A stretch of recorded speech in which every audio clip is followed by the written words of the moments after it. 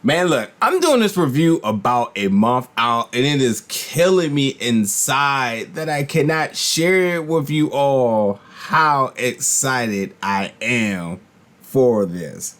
Nonetheless, now because this is about to release, time to get into my review of this new series that you don't want to miss right now.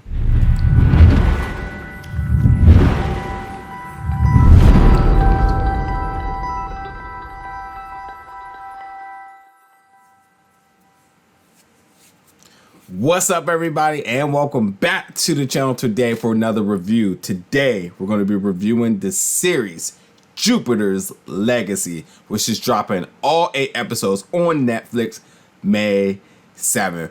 This was absolutely nuts. I knew I wanted to check this out. I didn't know how much I would like this, but man was this amazing. This was so good.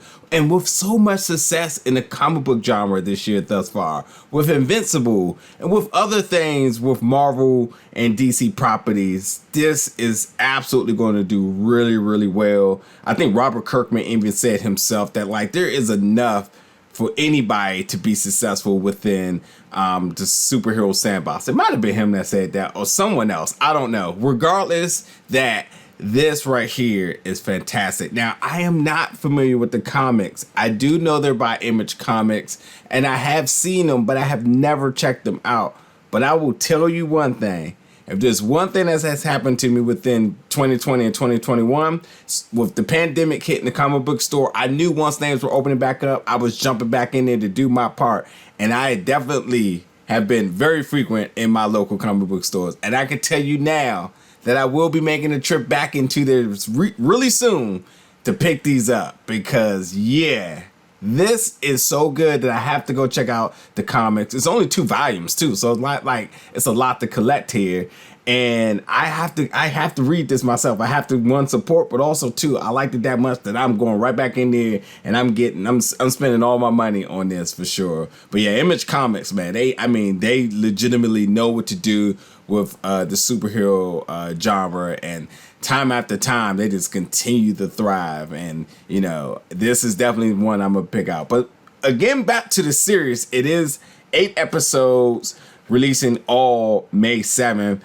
Each episode is about 30 to 55 minutes. The first episode, which is absolutely nuts, is about close to an hour. But like, interesting enough, the finale, which is the second shortest episode, which leaves us with a major cliffhanger, it's only about 35 minutes. So yeah, they're pretty all over the place as far as with timing. But like, either way, the pacing is really good in this series. And if you do not know anything about the backstory, well, this series does a good job in really getting you acclimated to the world that they're living in and the characters. So like, again, I didn't come in knowing anything about this, and I left out wanting so much more. I need season 2 like right now, like right now. And this is me asking for season 2 before season 1 is even released to everybody, and I need season 2 already. So, but yeah, when you do check it out, you're going to be hooked just like this, and you're going to be like fueling with excitement the way I am.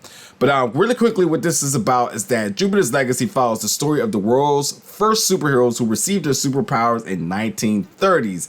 In the present day, they are the revered elder guard, but their superpowered children struggle to live up to the legendary feat of their parents.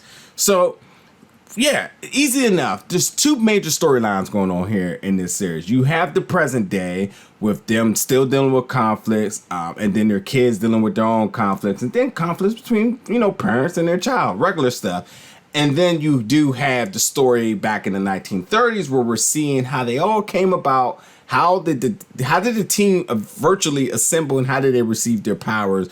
Their origin story. So you're getting a lot of good backstory, and you're also learning, again, not only how they received their powers, but like kind of the code of conduct that they live by, and how did they come to that. So at one point, I was thinking like, I don't really care about the backstory, but it makes so much sense to do it this way, that you're left in the point of not wondering anything. You just want more now. So it's very strong foundation that they built.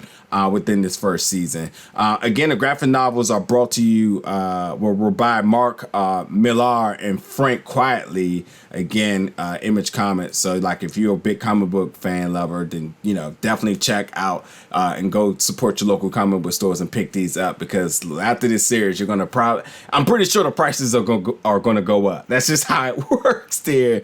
But yeah, there's a lot that goes on into this. The first thing I want to say is that I really love the character design. The costumes and everything look so crisp, so stellar, really well done, which is super important.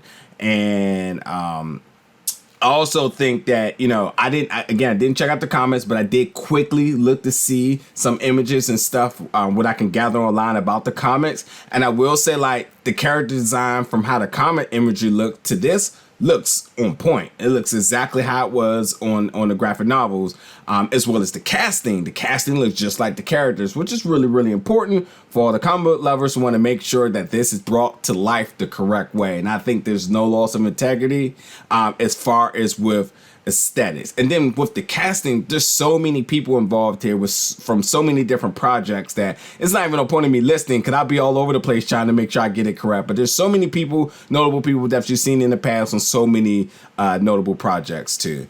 The only knock here is that the aging process. So again, in 1930s is where all the actors and actresses look their age, but to the current date, they have aged, and I will say that it looks a little meh.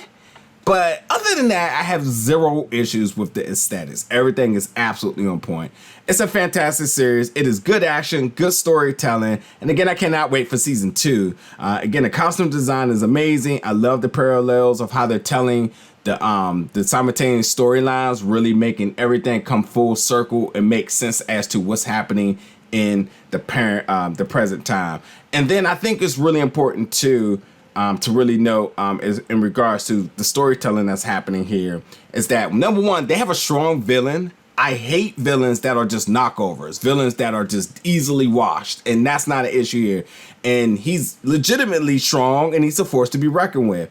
And then the soups here, they're not OP or overpowered, if you don't know that term, which means that everyone shows a weakness, everyone takes battle damage, and you see this throughout the series. So essentially, if something is to happen one episode, that you see it really follow within the ones preceding afterwards, and it's not just like he got hurt that battle, he's good 10 minutes later type of thing. So like, I really love that realistic factor as well.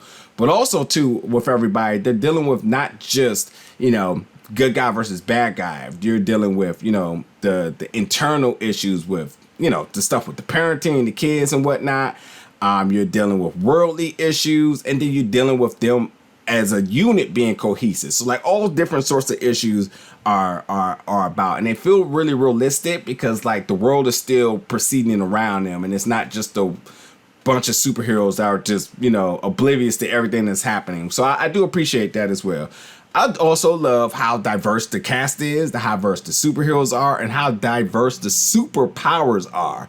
There's definitely a good array of superpowers and possibilities, and then the effects and animation needed to kind of bring some of that to life is done really well. And it really makes you question, well, what actually would be your superpower if you want? I mean, a lot of people always say invincibility or teleportation, but I think after watching this, you may have a change of heart on that, because there's definitely some really unique powers that are on display here. With that being said, 2 of my favorite characters coming out of this is Hutch, which I won't say anything else about, and Chloe, who is the daughter of Utopia, who's the main person here, who is living on the edge. She has all the superpowers and whatnot, but she's not about that life. She just wants to be a rock star, and like, her being at her age, living her life as a regular teenage girl would, on the edge here and defiant of her parents, is super interesting. And again, Hutch, I can't say nothing about him, but like, I really dig everything in regards to Hutch. Abilities, I like his style, like how he's just kind of shifting around and whatnot, but that's all I'm gonna say. But yeah, man, look, season 2 is going to be nuts. The cliffhanger that they leave us off with is going to have you want more, like I want right now. So again, this is going to be releasing all 8 episodes. You better make time because you're not going to get up from this. May 7th on Netflix. This is Jupiter's Legacy. Folks, jump in the comments. Let me know what you think. And if you are a fan of the comments, let you know. Are you excited for this? All sorts of thoughts in regards to this. I need to know. And as always, folks, stay tuned because we got more reviews coming really soon. Thank you so much for watching.